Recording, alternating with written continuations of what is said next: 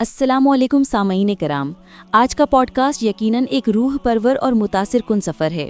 ہم بات کریں گے ایک ایسے نوجوان رہنما کی جو افریقہ کی سرزمین سے اٹھا، علم کی روشنی سے منور ہوا اور آج نیو یارک جیسے شہر کا میئر بن گئے۔ واہ کیا بات ہے نا امان ساگر صاحب۔ واہ فاطمہ، واقعی دل خوش ہو گیا۔ ماشاءاللہ، جس شخصیت کا ذکر ہم آج کر رہے ہیں ان کا نام ہے زہران مامدانی، ایک ایسا نام جو علم، خدمت اور انسانیت کے جذبے سے روشن ہے۔ تو امان ساگر ذرا بتائیے نا، یہ زہران مامدانی صاحب کہاں کے رہنے والے ہیں؟ بچپن کیسی فضا میں گزری؟ بہت خوبصورت سوال فاطمہ۔ زہران مامدانی کا جنم 18 اکتوبر 1991 کو یوگانڈا کے شہر کمپالا یعنی کمپالا میں ہوا۔ ان کا گھر علم و ثقافت کا گہوارہ تھا۔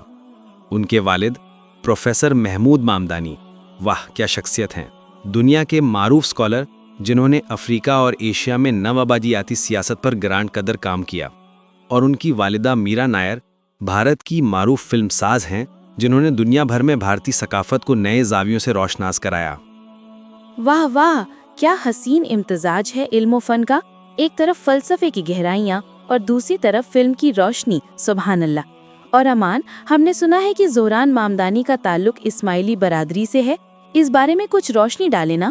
جی فاطمہ، بالکل درست فرمایا۔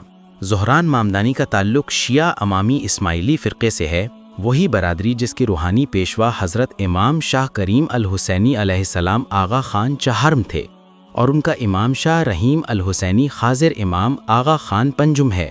اپنے پیارے اماموں کے زیر سایہ تربیت حاصل کی، اپنے اماموں کے نقش قدم پر چل کر زہران بھی امن اور انسانیت کی بقا کے لیے کام کریں گے۔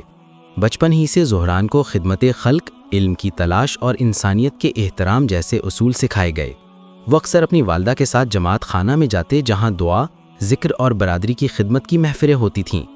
واہ کتنا خوبصورت منظر ہوگا نا، ننھا سا زہران سفید کرتا پہنے خاموشی سے امام کے کلام کو سنتا ہوگا۔ جی، وہ لمحے ان کی روحانی تربیت کا حصہ بنے۔ ان کے والد ہمیشہ کہتے تھے، بیٹا علم وہ چراغ ہے جو خدمت کے بغیر بے نور ہے۔ یہی وہ تعلیم تھی جس نے زہران کو عام سیاستدان نہیں بلکہ خدمت گزار رہنما بنایا۔ اور تعلیم کا کیا سفر رہا؟ کہاں سے پڑھائی کی؟ واہ، ان کی تعلیم بھی لاجواب ہے۔ زہران نے باؤڈن کالج سے افریکانہ اسٹڈیز میں ڈگری حاصل کی۔ وہاں انہوں نے معاشرت، انصاف اور سماجی برابری پر گہری تحقیق کی۔ یاد رہے، بچپن میں وہ یوگانڈا سے جنوبی افریقہ کے کیپ ٹاؤن اور پھر نیو یارک منتقل ہوئے۔ یہ مختلف ثقافتوں میں رہنا ہی ان کی سوچ کو وسعت دیتا گیا۔ تو یہ سیاست میں کب اور کیسے آئے؟ یہ بھی بڑی دلچسپ کہانی ہے۔ زہران میں ابتدا میں کرایہ کے حقوق اور مزدوروں کے تحفظ کے لیے جدوجہد کی۔ پھر 2020 میں نیو یارک کے علاقے اسٹوریا، کوئنز سے انہوں نے ریاستی اسمبلی کا انتخاب جیت لیا۔ واہ، اس وقت لوگ حیران رہ گئے، ایک کم عمر مسلمان، جنوبی ایشیائی نسل اور اسماعیلی پس منظر کا نوجوان امریکی اسمبلی میں۔ لیکن زہران نے دکھایا کہ ایمان، علم اور عزم سے ہر دیوار گرائی جا سکتی ہے۔ یعنی زہران نے اپنی شناخت کو چھپایا نہیں بلکہ اسے فخر کے ساتھ دنیا کے سامنے رکھا۔ جی بالکل، وہ کھلے عام کہتے ہیں، میں مسلمان ہوں، میں افریقی ہوں، میں جنوبی ایشیائی ہوں اور سب سے بڑھ کر میں انسان ہوں۔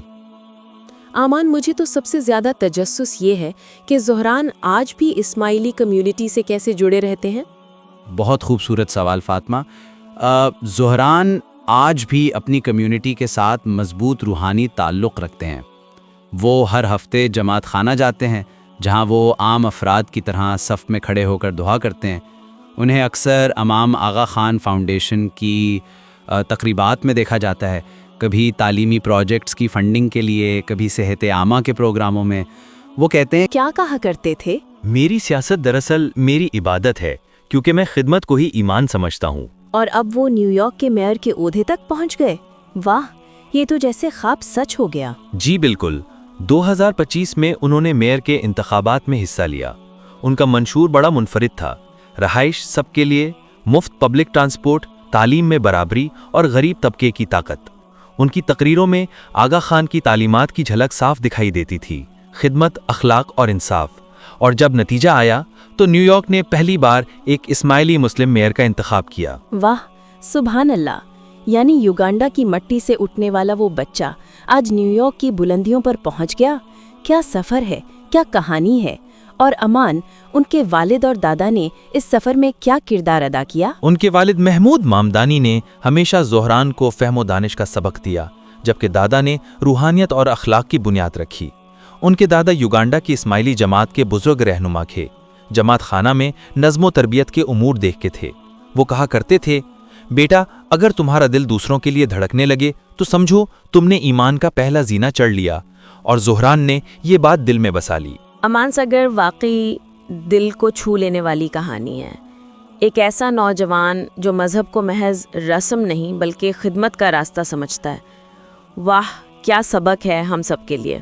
फातिमा, ज़ोहरान ममदानी इस बात का सबूत हैं कि ईमान, इल्म और खिदमत जब एक जगह जमा हो जाएं तो दुनिया के नक्शे पर नई रोशनी उभरती है। वाह वाह, बहुत खूब।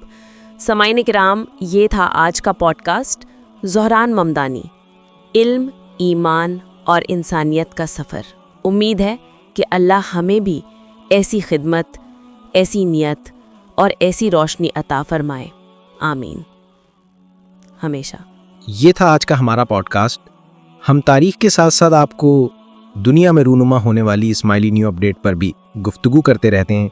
इस्माइली जमात को, गैर इस्माइली जमात को भी आगाही देते रहते हैं। अमान सागर, मैं आपकी इंतहाई सपासगुजार हूँ।